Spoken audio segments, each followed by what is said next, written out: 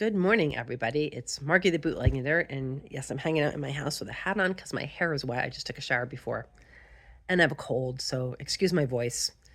We were with the grandkids, and they were sick, so I either got it from them or God knows where I got it. So what am I up to today? I am hanging out and I'm knitting a mitten. Say that 10 times fast. Knitting mitten, knitting mitten, knitting mitten. Anyway, so what I'm doing with this mitten, I love my favorite pattern for mittens is Tin Can Knits, world's best mitten pattern. I think that's how it's written, or simplest mitten pattern. It's Tin Can Knits.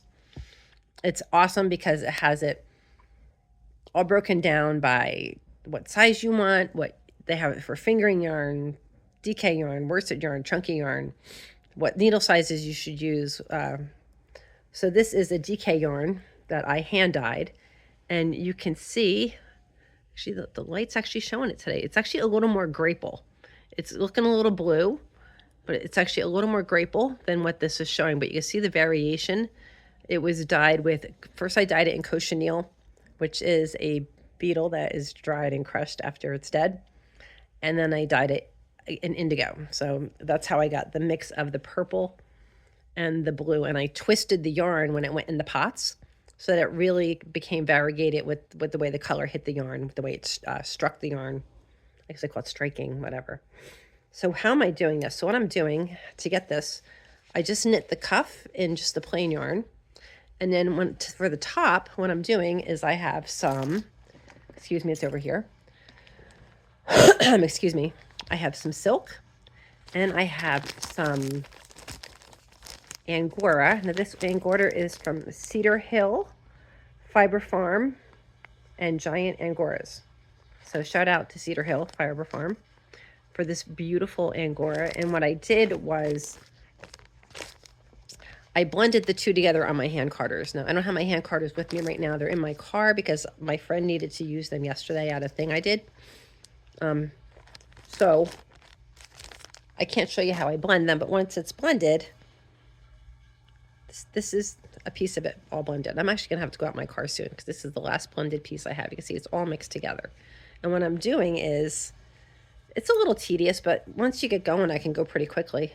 I'm just holding it along, and what I will do is just kind of thin it out like this, thin it out, and then I just kind of give a little rub to get it into the yarn a little bit better so it doesn't slip off as I'm knitting. And now I'm just going to hold it like this as I knit. There we go. See, I'm actually on the thumb right now. I love double pointed needles. I know there are people that don't like double pointed needles. I know there are people that will do the 2 at a time method when they do socks, and I guess you could probably do the same thing for mittens. See, I'm thinning that out a little bit because I got a chunk. So once I get going, I can go pretty fast. I mean, if I hadn't had a function yesterday that I had to go to, and I didn't have this stupid cold, I probably would have been done this mitten already, because I came home yesterday and I literally just fell asleep. Actually, I want to put these on 3 needles. Here we go, 1, 2, to get more of a, there we go. There we go. Where's my 4th needle? Now, some people don't like DPNs, and that's fine. Everybody has what they like. It is a little bit to get used to in the beginning, but you literally just think about knitting on the needle you're on and just getting these out of the way. Just focus on, I'm just knitting on this needle right now. So this was the first, I had to pick up a couple stitches here, tighten that up. All right, now I'm just gonna knit in the round. And when I get to the end of where the fiber is, I'm just gonna put more fiber on, which I'm approaching the end pretty soon. So these are in order. My girlfriend ordered them from me. And then a friend of my daughter's wants 2 pairs as well. I actually did 1 pair. I'll show you right now. They came out really nice. I did them in blue. And this is an adult small. Now my daughter says the girl who I made these for is really tiny, even though she's in 4th grade. See? Again, this is also dyed with indigo. And again, I love the natural variation in the yarn. Here's what's left over. I could probably do a little hat with that.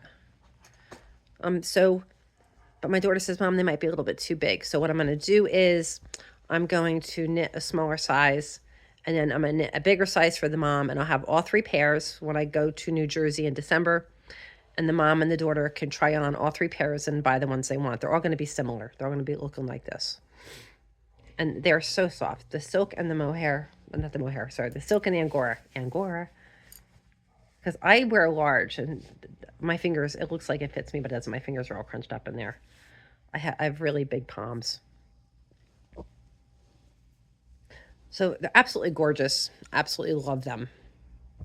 So I said my girlfriend saw them when I posted a picture online, and she's like, oh my God, can you make me a pair? I like purple. I like blue. So I had this yarn, like I said, that I made. That's a combination of purple and blue. I said in person, it's much more purpley. On the camera, it comes across as more blue. So the sweater I'm wearing, this is the second ever sweater that I made. I made it for my father. He was sick with cancer when I made it, and he was always freezing. So I made it for him. So it's kind of big on me. It's alpaca. That was really before I was big into spinning. It's just Lion Brand. No, it's not. Is it Lion Brand alpaca? No, it's not Lion Brand. I forget what company it was. I can't remember right now, but it is alpaca. But I said I can't remember what company. Sorry. But I really, really love it. It's so soft. It might be drops because that's the pattern. I used one of their patterns. It's just a nice, warm, bulky sweater. I do have to shave it frequently. I got some hangies hanging out. Got to shave them off with my cleaner, like my cleaner. So if you look behind me, you can see there's in the case up here, and then those 2 cases, there's artifacts. My father was an archaeologist. He did Revolutionary War archaeology, and he was hooked up with a group called Bravo in New Jersey. They were the group that did the Monmouth battlefield. And they did, I know they did Paoli. They did a whole bunch of different places. They did metal detecting. And basically using metal detectors, they were basically able to rewrite what was believed to have happened at many battles by, using GPS marking when they found something and labeling it. They were basically able to reconstruct the events of many battles that took place, which is pretty cool. So unfortunately, he did pass away a number of years ago. Miss that man immensely. So that up there, I have a sibling that went to Norway, Finland, one of those countries. I can't remember. And he goes, oh, what should I bring Mom back? I'm like, well, they do beautiful textiles up there, in that area. Why don't you bring her back some beautiful textile?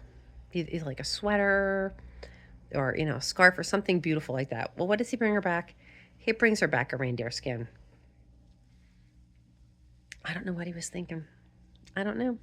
So anyway, so that is the reindeer skin that's on our wall down here. This is kind of the man cave down here.